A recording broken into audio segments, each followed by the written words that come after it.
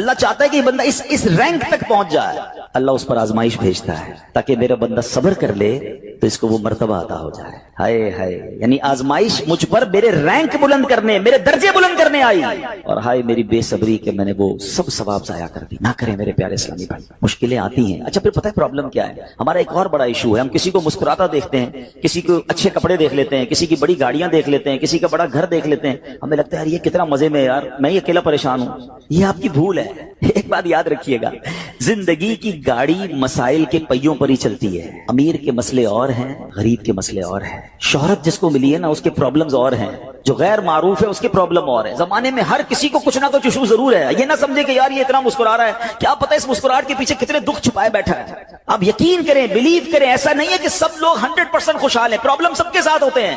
میں کیا بتاؤں آپ کو، ہمارے پاس تو لوگ دعائیں کروانے آتے ہیں نا، ایسی پرابلم بتاتے ہیں کہ پیروں سے زمین نکل جاتی ہے. بعض اوقات ہم اتنے بڑے گھر میں جاتے ہیں، اس کی گاڑیاں کروڑوں روپے کی کھڑی ہیں، ان سے ملاقات ہوئی، وہ کہتے ہیں حضرت آپ سے الگ سے دعا کروانی ہے. جب وہ بیچارہ اپنا مسئلہ بتاتا ہے نا، ہمیں لگتا ہے یار ہمارا تو غم ہی کچھ نہیں ہے. کتنی بڑی آزمائش سے گزر رہا ہے، کتنی بڑی پرابلم سے گزر رہا ہے. میں آج کی آپ کو مثال دیتا ہوں. ایک ہمارے بہت اچھے بھائی تھے، آج سے کچھ عرصہ پہلے انہوں نے ہمیں ایک ماشاءاللہ پراپرٹی دعوت اسلامی کے لیے بچیوں کے مدرسے کے لیے دی، اور اس کے چند دنوں بعد ان کا وصال ہو گیا. ان کو بیچاروں کو کینسر تھا. میں ان کے گھر پہ دعا کرنے گیا. ان کے بیٹے نے مجھ سے جب گلے لگا نا تو بیٹا رونے لگا. اچھا میں سمجھا کہ بیچارہ اپنے والد کو یاد کر کے رو رہا ہے، ظاہر ہے 16 دن پہلے انتقال ہوا. اندر گئے، دعا کی، اس کے بعد میرے کان میں کہتا ہے کہ عبدالرحیم بھائی اس وقت میری زوجہ ہاسپٹل میں ہے. میں نے کہا کیا ہو گیا؟ کہ میری وائف کو بلڈ کینسر ہو گیا ہے. والد کا کینسر میں انتقال ہوا ہے. اللہ نے بڑا نوازا ہے ان کو، جیولرز ہیں. لیکن میں یقین کریں، میں آپ کو سچ بتا رہا ہوں، میں گاڑی میں بیٹھ کے میں بھی رونے لگا، کیونکہ وہ بندہ جب مجھے چھوڑنے آیا نا پھر میرے گلے لگ کے رو رہا تھا. میں سوچنے لگا یار کتنا دکھ ہے لوگوں کو، اللہ نے کتنی بڑی ہم پر مہربانیاں کی ہیں. اگر مجھے کوئی بڑی بیماری نہیں ہے، میرے بچے میرے ساتھ ہیں، میری فیملی میرے ساتھ ہے، نہیں چاہیے یار دنیا کے سارے اللہ تللے نہ ملے اتنی ساری لگژریز. صحت سے بڑھ کے کچھ نہیں ہے، مگر ہمیں اس کی قدر ہی نہیں ہے، ہمیں اس کی کوئی اہمیت کا اندازہ ہی نہیں. پوچھو ان سے، کروڑوں روپے ہیں مگر علاج نہیں ہو پا رہا. ڈاکٹر بعض اوقات مایوس کر دیتے ہیں. کتنا تکلیف میں ہیں لوگ، اور ہم ہیں کہ چھوٹی چھوٹی باتوں پر بے صبری.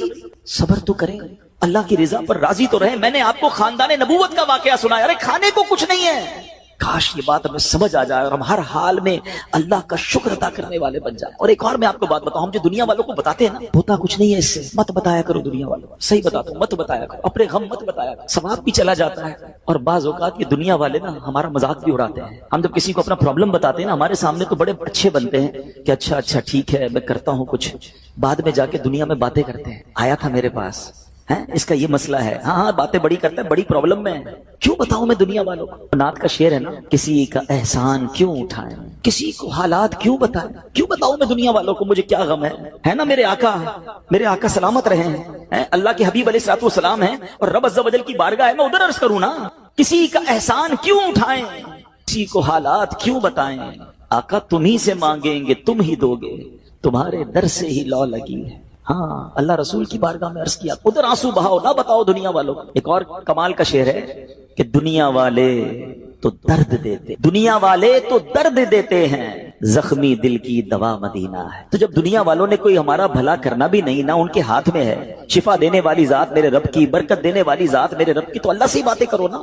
تو آج سے یہ ذہن بنا لے میرے پیارے اسلامی بھائی، مشکل آنی ہے تو صبر کے ساتھ وہ وقت گزارنا ہے، اللہ کی رضا پر راضی رہنا ہے. وہ بڑا کریم ہے، وہ اپنے غیب کے خزانوں سے آپ کو عطا فرمائے. توجہ بیان کی طرف رکھیے گا. اور اب آتے ہیں اس پورے واقعے سے ایک اور خوبصورت بات جو ہمیں سیکھنے کو ملی، اور وہ بات کیا ہے کہ نبی پاک کے خاندان کی سخاوت کیسی تھی. مولا علی شیر خدا کے پاس صرف 6 درہم تھے، آپ نے وہ سب کے سب دے دیے. مگر آج حال یہ ہے کہ لوگ اپنی زکوٰۃ ادا نہیں کرتے. آج زکوٰۃ لوگوں کو بھاری پڑنے لگ گئی ہے. جب کیلکولیٹ کرتے ہیں کہ جناب کروڑوں روپے زکوٰۃ، تو اس کے بعد ان کو بھاری لگتی ہے. نہ کریں ایسا. یہ زکوٰۃ مال کا میل ہے، اور اگر یہ مال کا میل آپ کے مال سے جدا نہ ہوا تو یہ آپ کے مال کو بھی میلا کر دے گا. ایک بات یاد رکھیے گا، سرکار دو عالم صلی اللہ علیہ وسلم کا یہ فرمان ہے، اپنی زکوٰۃ ادا کر کے اپنے مال کو مضبوط قلعوں میں قید کر لو. اگر میں اور آپ چاہتے ہیں نا کہ میری آپ کی پراپرٹی سیکیور رہے، ہمارے مال و اسباب سیکیور رہے، تو حدیث پاک میں تو فارمولا موجود ہے کہ اپنے مال کو زکوٰۃ دے کر مضبوط قلعوں میں قید کر لو. لیکن یہاں زکوٰۃ دینے کے لیے تیار نہیں لوگ، لمسم نکال دیتے ہیں، کیلکولیٹ نہیں کرتے. یاد رکھیے یہ مال ہی عذاب بن جائے گا اگر آپ زکوٰۃ پوری ادا نہیں کرتے. اگر ہمارے پاکستان میں سارے سرمایہ دار کچھ نہ کریں، اپنی زکوٰۃ پوری ادا کر دیں، سارے زمیندار اپنی زکوٰۃ پوری ادا کر دیں، آپ اپنی آنکھوں سے دیکھیں گے کہ غربت کتنی جلدی ختم ہوتی چلی جا رہی ہے. میں نے ایک بار کیلکولیشن کی, ذرا سنیے گا. پاکستان زرعی ملک ہے, ٹھیک ہے, اور اس کی زراعت کی جو کیلکولیشن ہے وہ انٹرنیٹ پر موجود ہے. You can search your self. آپ چیک کر لیں کہ 2023 میں پاکستان کی ٹاپ 20 کراپس کون سی ہوئی ہیں. آپ انٹرنیٹ پر خود ڈھونڈ لیں, آپ کے سامنے اس کراپ کی کیلکولیشن بھی آ جائے گی کہ اتنے ملین ٹن, اتنے جناب کروڑ کے جی جو ہے وہ گندم ہوا, تو کاٹن ہوا, تو فروٹس ہوئے, تو شوگر ہوئی. پاکستان کو اللہ نے بڑا نوازا.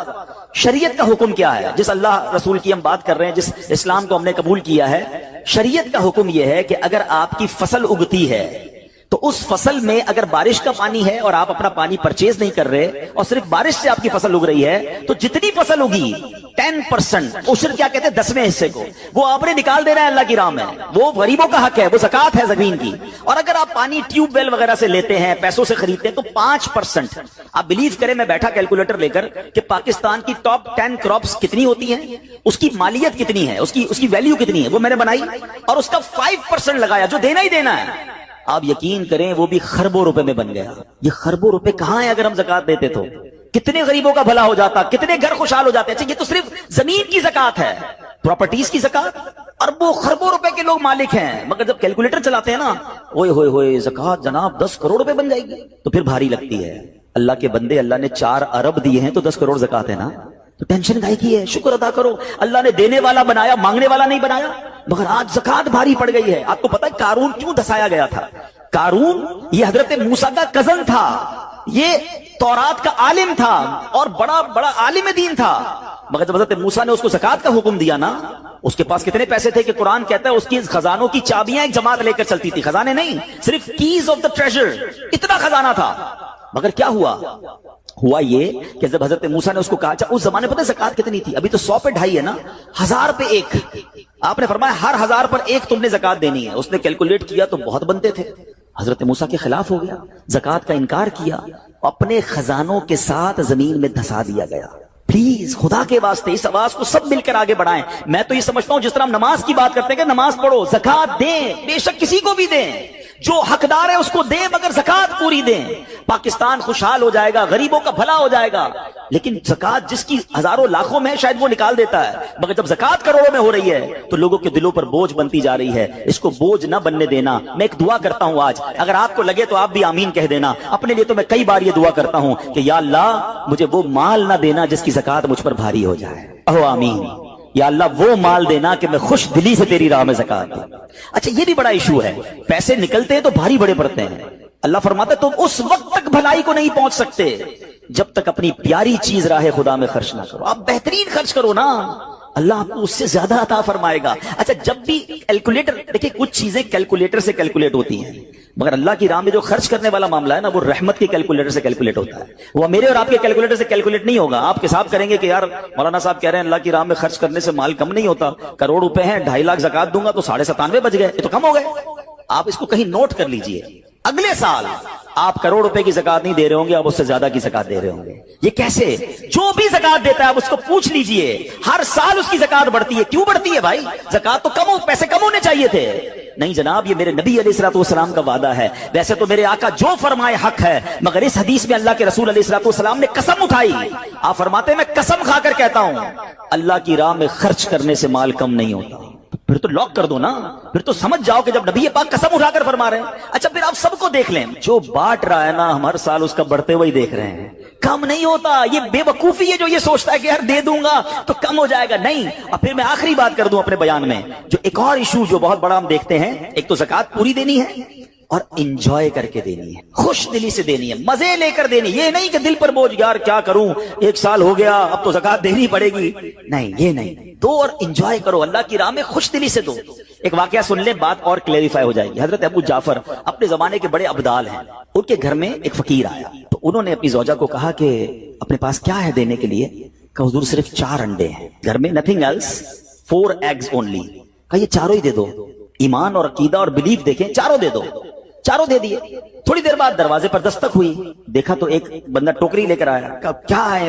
بیگم سے پوچھا. کہا آپ کے دوست نے انڈے بھجوائے ہیں. کہا کتنے آئے ہیں؟ کہا صاحب ذرا سنیے گا, کتنے آئے؟ تو کہا کہ 30 آئے ہیں.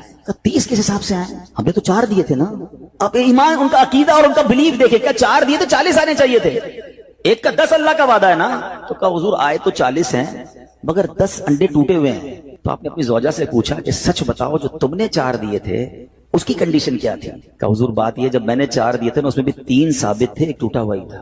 ये फॉर्मूला आज याद कर लो, पूरे दोगे पूरे मिलेंगे, टूटे दोगे टूटे मिलेंगे। अब आप चेक कीजिए कि जब अल्लाह की राह में खर्च करने की बारी आती है, मैं अपना माल दिल से निकलते हुए दुख हो रहा है या खुशी हो रही है, बेहतरीन दे रहा हूं या बचाने की कोशिश कर रहा हूं, हमेशा याद रखें हम अल्लाह की राह में खर्च करते हैं, हमारे पैसे नहीं पहुंचते वहां पर, वहां नीयत पहुंचती है। अब मुझे बताओ ना यार, हम अपने लिए खर्च करते हैं बेहतरीन खाना, बेहतरीन लिबास, और गरीब को देना है तो बचा हुआ लेफ्ट ओवर।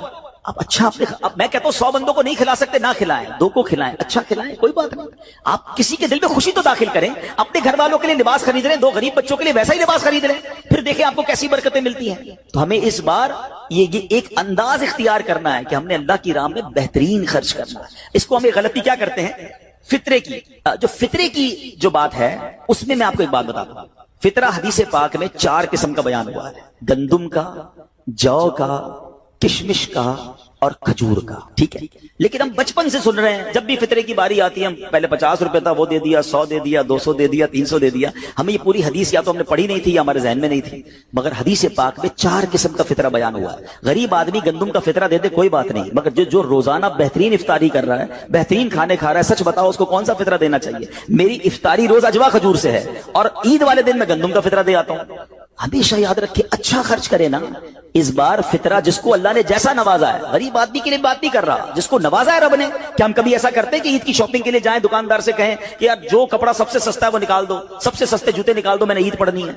बेहतरीन चाहिए, अपने लिए बेहतरीन लेना है, अल्लाह की राह में लोएस्ट वाला फितरा देना है। खुद गौर करें, खर्च कीजिएगा, दिल से करें, अल्लाह और नवाजेगा। और ये तो वक्त है लोगों को बांटने का, ये वक्त है मुसलमान भाइयों का हाथ पकड़ने का, गरीबों की मदद करने का, किसी की इफ्तारी अच्छी कर दें, किसी की सहरी अच्छी कर दें, किसी को लिबास देकर उसकी ईद अच्छी कर दें, ना जाने किसकी दुआ के सदके आपका बेड़ा पार हो जाएगा। तो है मेरे प्यारे इस्लामी भाइयों, जो मैंने मौला अली शेर खुदा करमल्लाहु तआला वजहुल करीम और उनके खानदान का वाकया सुनाया, उसमें मैसेज ही ये था कि सखावत इसको कहते हैं।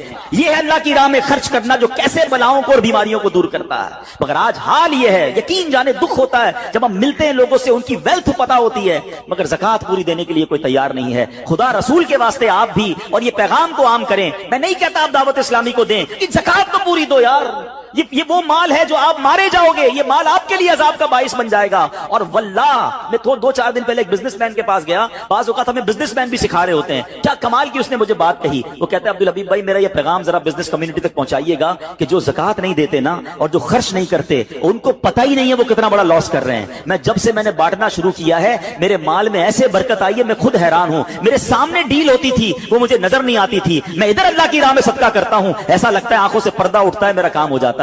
तो उनको बताइए आप अपना खुद नुकसान कर रहे हैं अल्लाह की राह में खर्च ना करके। तो ये ड्यूटी है, बचपन से सुना था इस्लाम के 5 पिलर हैं, तौहीद, रोजा, नमाज, हज और ज़कात। हम ज़कात को तो ऐसे इग्नोर कर बैठे हैं कि जनाब दे दी अपनी मर्जी से, कोई 5 लाख देता है, कोई 10 लाख देता है, ज़कात किसको जारी है ये भी नहीं सोच रहे कि मेरी ज़कात का ये मुस्तहिक है कि नहीं, मैं जिस ऑर्गेनाइजेशन को दे रहा हूं उसके पास कोई ज़कात अदा करने का सही फॉर्मूला है कि नहीं, या मैं जिस बंदे को दे रहा हूं वो ज़कात का मुस्तहिक है कि नहीं। बस सर से एक बोझ उतारना है, लमसम अमाउंट दे देनी है, ये नहीं चलेगा। खुदारा याद रखिए, ज़कात पूरी कैलकुलेट करना भी आपकी जिम्मेदारी है और सही मुस्तहिक तक पहुंचाना भी आपकी जिम्मेदारी है। और आप बिलीव करें, जिस दिन आपने ये काम कर लिया, आप मल्टीप्लिकेशन देखेंगे, आप अपने गम और अपनी परेशानियां दूर होते हुए देखेंगे। मैं रब्बे करीम से दुआ करता हूं, अल्लाह हमें दिल खोलकर अपनी राह में खर्च करने की तौफीक अता फरमाए। और फिर सबसे पहला हक आपकी ज़कात का, वो हक है आपके अपने गरीब रिश्तेदारों का। अपने गरीब रिश्तेदारों को आप दीजिए ज़कात, क्योंकि जो अपने रिश्तेदारों को ज़कात देता है, सदका करता है, उसको डबल सवाब मिलता है,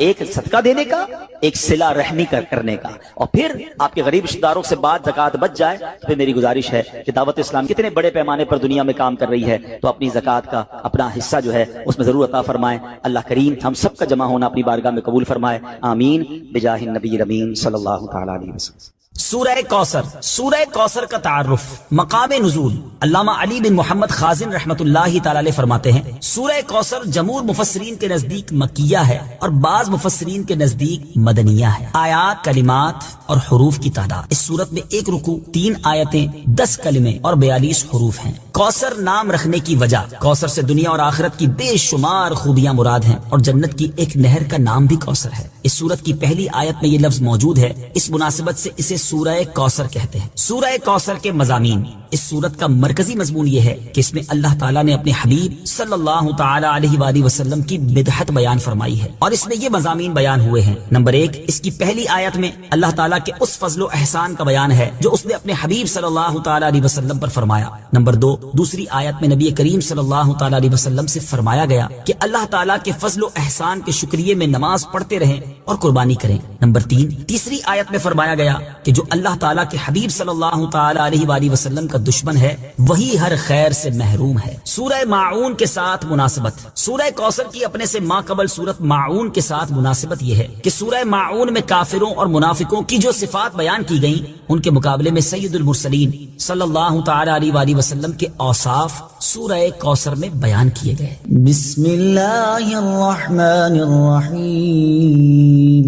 ترجمہ، اللہ کے نام سے شروع جو نہایت مہربان رحمت والا ہے۔ اِنَّا أَعْطَيْنَاكَ الْكَوْثَرَ فَصَلِّ لِرَبِّكَ وَانْحَرْ إِنَّ شَانِئَكَ هُوَ الْأَبْتَرُ۔ ترجمہ، اے محبوب، بے شک ہم نے تمہیں بے شمار خوبیاں عطا فرمائیں تو تم اپنے رب کے لیے نماز پڑھو اور قربانی کرو، بے شک تمہارا دشمن ہی ہر بھلائی سے محروم ہے۔ إِنَّا أَعْطَيْنَاكَ الْكَوْثَرَ۔ اے محبوب، بے شک ہم نے تمہیں بے شمار خوبیاں عطا فرمائیں۔ تفسیر صراط الجنان میں ہے، کوثر کی تفسیر میں مفسرین کے مختلف اقوال ہیں، ان سب اقوال کا خلاصہ یہ ہے کہ اے محبوب، بے شک ہم نے تمہیں بے شمار خوبیاں عطا فرمائیں اور کثیر فضائل عنایت کر کے تمہیں تمام مخلوق پر افضل کیا۔ آپ کو حسن ظاہر بھی دیا، حسن باطن بھی عطا کیا، نسب عالی بھی، نبوت بھی، کتاب بھی، حکمت بھی، علم بھی، شفاعت بھی، حوض کوثر بھی، مقام محمود بھی، امت کی کثرت بھی، دین کے دشمنوں پر غلبہ بھی، فتوحات کی کثرت بھی اور بے شمار نعمتیں اور فضیلتیں عطا کی جن کی انتہا نہیں۔ آیت إِنَّا أَعْطَيْنَاكَ الْكَوْثَرَ سے حاصل ہونے والی معلومات، اس سے 5 باتیں معلوم ہوئی۔ نمبر 1، اللہ تعالیٰ نے اپنے حبیب صلی اللہ تعالی علیہ وآلہ وسلم کو کوثر عطا کر دی ہے، کیونکہ یہاں یہ نہیں فرمایا گیا کہ ہم آپ کو کوثر عطا کریں گے، بلکہ یہ فرمایا کہ بے شک ہم نے آپ کو کوثر عطا کر دی۔ نمبر 2، اللہ تعالیٰ کی اپنے حبیب صلی اللہ تعالی علیہ وآلہ وسلم پر یہ عطا ان کے نبی اور رسول ہونے کی وجہ سے نہیں، بلکہ آپ علیہ الصلوۃ والسلام کی ذات کی وجہ سے ہے، جو شان محبوبیت کی صورت ہے، کیونکہ یہاں یہ فرمایا ہم نے آپ کو عطا فرمائی، یہ نہیں فرمایا کہ اعطینا الرسول یا اعطینا النبی۔ نمبر 3، تاجدار رسالت صلی اللہ تعالی علیہ وآلہ وسلم پر یہ عطا کسی عبادت اور ریاضت کی وجہ سے نہیں ہے، بلکہ ان پر یہ عطا اللہ تعالیٰ کے عظیم فضل اور احسان کی وجہ سے ہے، کیونکہ یہاں عطا کا ذکر پہلے ہوا اور عبادت کا ذکر بعد میں ہوا۔ نمبر 4، اللہ تعالیٰ نے آپ کو کوثر کا مالک بنا دیا ہے تو آپ جسے چاہیں جو چاہیں عطا کر سکتے ہیں۔ نمبر 5، سید المرسلین صلی اللہ تعالی علیہ وآلہ وسلم کی مدحت خود رب تعالیٰ فرماتا ہے۔ اعلیٰ حضرت امام احمد رضا خان علیہ الرحمت الرحمان فرماتے ہیں، انا اعطیناک الکوثر، ساری کثرت پاتے یہ ہیں، ٹھنڈا ٹھنڈا، میٹھا میٹھا، پیتے ہم ہیں، پلاتے یہ ہیں۔ اور ایک اور جگہ فرماتے ہیں نا، اے رضا خود صاحب قرآن ہے، مدہ ہے حضور، تجھ سے کب ممکن ہے پھر مدحت رسول اللہ کی۔ فَصَلِّ لِرَبِّكَ وَانْحَرْ۔ تو تم اپنے رب کے لیے نماز پڑھو اور قربانی کرو۔ تفسیر صراط الجنان میں ہے، یعنی اے حبیب صلی اللہ تعالی علیہ وآلہ وسلم، اللہ تعالیٰ نے آپ کو دونوں جہاں کی بے شمار بھلائیاں عطا کی ہیں اور آپ کو وہ خاص رتبہ عطا کیا ہے جو آپ کے علاوہ کسی اور کو عطا نہیں کیا۔ تو آپ اپنے اس رب عز و جل کے لیے نماز پڑھتے رہیں جس نے آپ صلی اللہ تعالی علیہ وآلہ وسلم کو کوثر عطا کر کے عزت و شرافت دی، تاکہ بتوں کے پجاری ذلیل ہوں اور بتوں کے نام پر ذبح کرنے والوں کی مخالفت کرتے ہوئے اپنے رب عز و جل کے لیے اور اس کے نام پر قربانی کرے۔ اس آیت کی تفسیر میں ایک قول یہ بھی ہے کہ نماز سے نماز عید مراد ہے۔ إن شانئك هو الأبتر بے شک تمہارا دشمن ہی ہر بھلائی سے محروم ہے۔ تفسیر صراط الجنان میں ہے۔ شان نزول، جب سید المرسلین صلی اللہ تعالی علیہ وآلہ وسلم کے فرزند حضرت قاسم کا وصال ہوا تو کفار نے آپ کو ابتر یعنی نسل ختم ہو جانے والا کہا، اور یہ کہا کہ اب ان کی نسل نہیں رہی، ان کے بعد اب ان کا ذکر بھی نہ رہے گا اور یہ سب چرچا ختم ہو جائے گا۔ اس پر یہ سورہ کریمہ نازل ہوئی اور اللہ تعالیٰ نے ان کفار کا بالغ رد فرمایا، اور اس آیت میں ارشاد فرمایا کہ اے حبیب صلی اللہ تعالی علیہ وآلہ وسلم، بے شک تمہارا دشمن ہی ہر بھلائی سے محروم ہے، نہ کہ آپ، کیونکہ آپ کا سلسلہ قیامت تک جاری رہے گا، آپ کی اولاد میں بھی کثرت ہوگی اور آپ کی پیروی کرنے والوں سے دنیا بھر جائے گی، آپ کا ذکر منبروں پر بلند ہوگا، قیامت تک پیدا ہونے والے عالم اور واعظ اللہ تعالیٰ کے ذکر کے ساتھ آپ کا ذکر کرتے رہیں گے، اور آخرت میں آپ کے لیے وہ کچھ ہے جس کا کوئی وصف بیان ہی نہیں کر سکتا۔ تو جس کی یہ شان ہے وہ ابتر کہاں ہوا، بے نام و نشان اور ہر بھلائی سے محروم تو آپ کے دشمن ہیں۔ اعلیٰ حضرت امام احمد رضا خان رحمت اللہ تعالی علیہ اس سورت کی تفسیر بیان کرتے ہوئے فرماتے ہیں، عاص بن وائل شقی نے جو صاحبزادہ سید المرسلین صلی اللہ تعالی علیہ وآلہ وسلم کے انتقال پرملال پر حضور کو ابتر یعنی نسل بریدہ کہا، حق تعالی نے فرمایا إنا أعطيناك الكوثر بے شک ہم نے تمہیں خیر کثیر عطا فرمائی کہ اولاد سے نام چلنے کو تمہاری رفعت ذکر سے کیا نسبت، کروڑوں صاحب اولاد گزرے جن کا نام تک کوئی نہیں جانتا، اور تمہاری ثنا کا ڈنکا تو قیامت تک اکناف عالم اور اطراف جہاں میں بجے گا، اور تمہارے نام نامی کا خطبہ ہمیشہ ہمیشہ اطباق فلک آفاق زمین میں پڑھا جائے گا۔ پھر اولاد بھی تمہیں وہ نفیس و طیب عطا ہوگی جن کی بقا سے بقائے عالم مربوط رہے گی۔ اس کے سوا تمام مسلمان تمہارے بال بچے ہیں، اور تم سب مہربان ان کے لیے کوئی نہیں، بلکہ حقیقت کار کو نظر کیجئے تو تمام عالم تمہاری اولاد مانوی ہے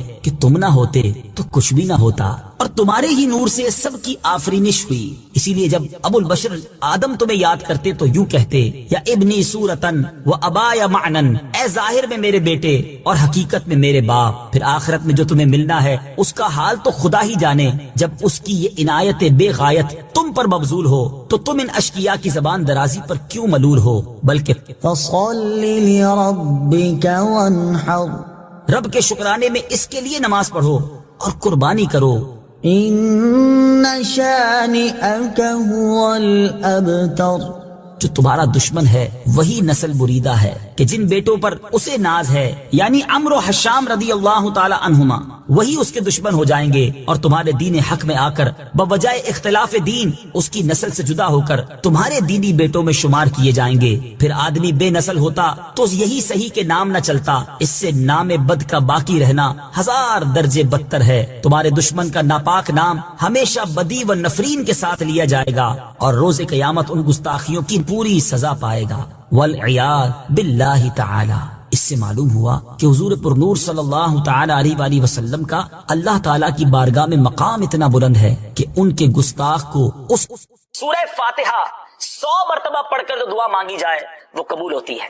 سورہ بقرہ کی تلاوت سے شیطان گھر سے بھاگ جاتا ہے، آیت الکرسی پڑھنے سے محتاجی دور ہوتی ہے، سورہ کہف کو ہمیشہ پڑھنے والا دجال کے فتنوں سے محفوظ رہے گا، والدین کی قبر پر ہر جمعہ سورہ یاسین کی تلاوت کرنے سے اس کی حروف کی تعداد کے برابر ان کے گناہ بخش دیے جاتے ہیں، سورہ الدخان پڑھنے سے مشکل دور ہوتی ہے، جو قریب المرگ ہو اس پر سورہ جاسیہ کا دم کرنے سے خاتمہ بالخیر ہوتا ہے، سورہ حجرات کا پڑھنا اور دم کر کے پینا گھر میں خیر و برکت کے لیے مفید ہے، سورہ قاف پڑھنے سے جو باغ ہوتے ہیں ان کے پھلوں میں کثرت ہوتی ہے، سبحان اللہ، سورہ رحمان 11 بار پڑھنے سے تمام مقاصد پورے ہوتے ہیں، سورہ واقعہ جو شخص روزانہ پڑھے گا اسے کبھی فاقہ نہ ہوگا، سورہ ملک کو ہر رات پڑھنے والا عذاب قبر سے محفوظ رہے گا، سورہ مزمل کو 11 بار پڑھنے سے ہر مشکل آسان ہو جاتی ہے، سورہ مدثر کو پڑھ کر حفظ قرآن کی دعا مانگنے سے قرآن کریم کا یاد کرنا آسان ہو جاتا ہے، جو بچے حفظ کر رہے ہیں ان کے لیے زبردست وظیفہ ہے، سورہ النازعات پڑھنے سے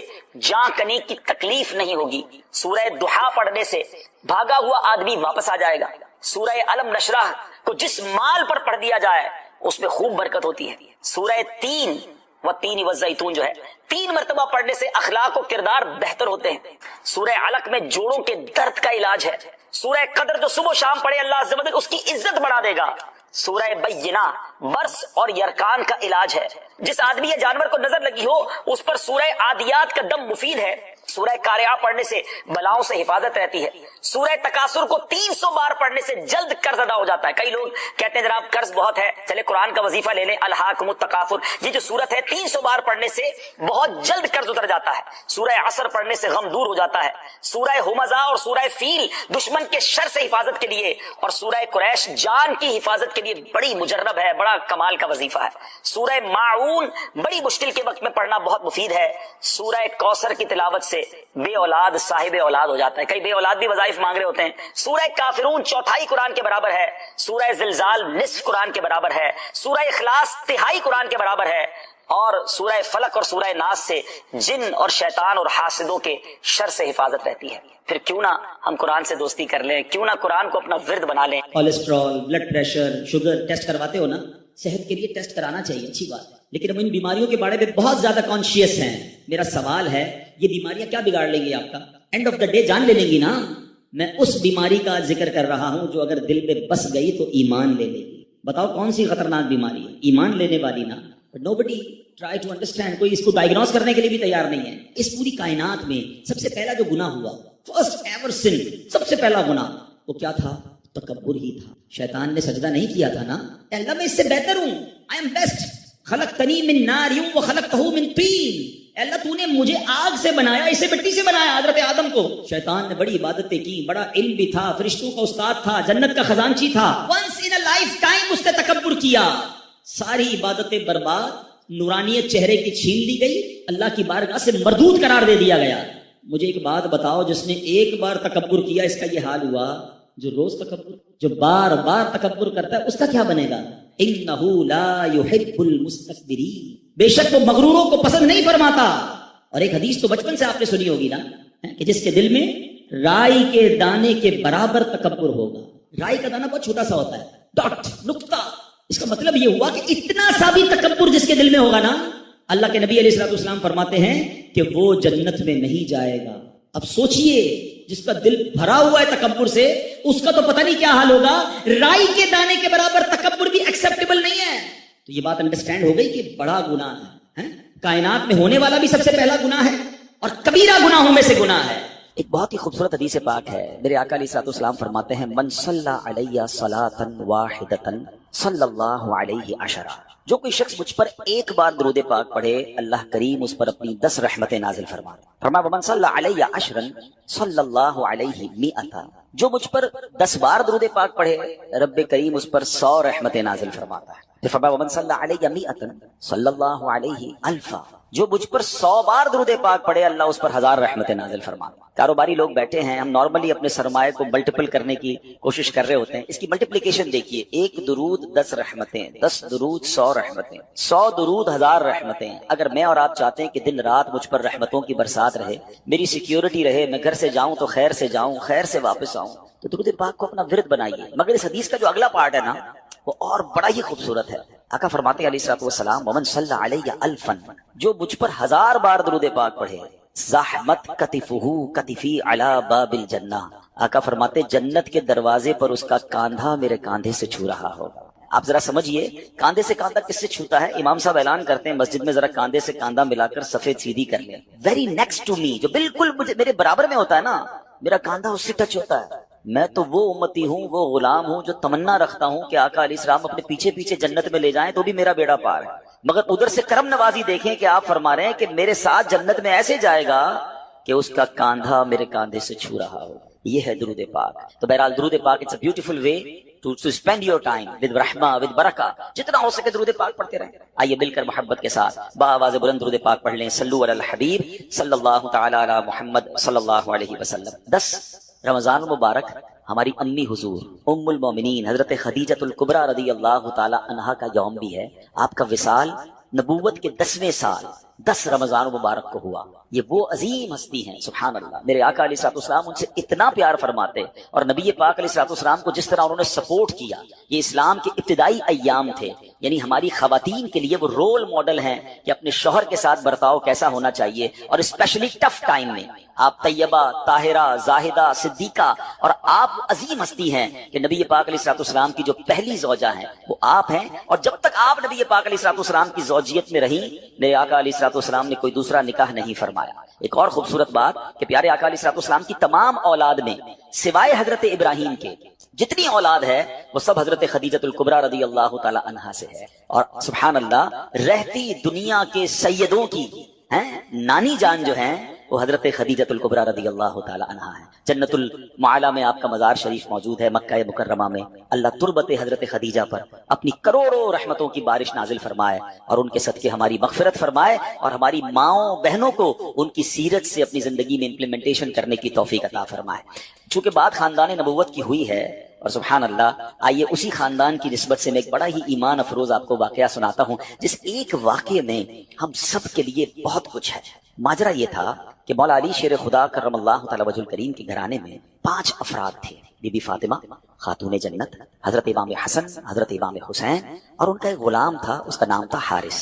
یہ 5 افراد رہتے تھے, اور 3 دن گزر گئے ان کے پاس کھانے کو کچھ نہیں تھا. 3 دن تک فاقہ ہے, کھانے کو کچھ نہیں. خاتون جنت بی بی فاطمہ رضی اللہ تعالیٰ عنہ نے مولا علی سے کہا, اے علی جا کر میرا یہ لباس بیچ کر آ جاؤ. ذرا میں تھوڑا سا واقعہ یہ بریک کرتا ہوں, ہم ساتھ ساتھ سیکھتے بھی جائیں گے تو انشاءاللہ آج بیان میں آنے کا مقصد بھی پورا ہو جائے گا. یہ گھرانہ کون سا ہے؟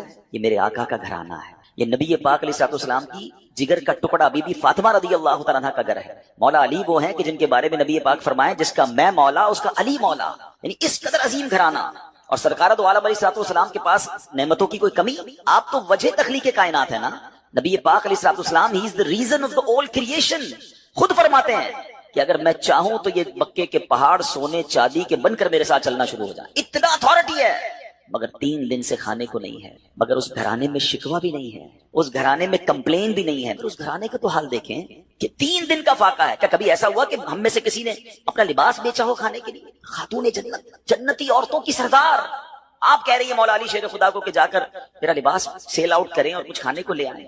سبق مل رہا ہے کہ اگر کبھی زندگی میں کوئی تکلیف آ جائے, کبھی کوئی جناب ہماری چیزوں میں کمی ہو جائے تو شکوے نہیں کرنے, صبر کرنا ہے. ہمیں تو جناب تھوڑا سا کاروبار ڈاؤن ہو جائے, تھوڑی مارکیٹ ڈاؤن ہو جائے, تھوڑا سا جناب کوئی نقصان ہو جائے تو ہمارا تو چہرہ ہی بتا دیتا ہے کہ لگتا ہے بہت بڑا لاس ہو گیا ہے. نہیں جناب, زباں پر شکوے رنجو علم لایا نہیں کرتے, زباں پر شکوے رنجو علم لایا نہیں کرتے, نبی کے نام لیوا غم سے گھبرایا نہیں کرتے. اب ذرا آگے سنیے, مولا علی شیر خدا کرم اللہ تعالی وجہ الکریم وہ لباس مارکیٹ میں جا کے سیل آؤٹ کرتے ہیں. وہ لباس بکتا ہے 6 درہم کا, ٹھیک ہے.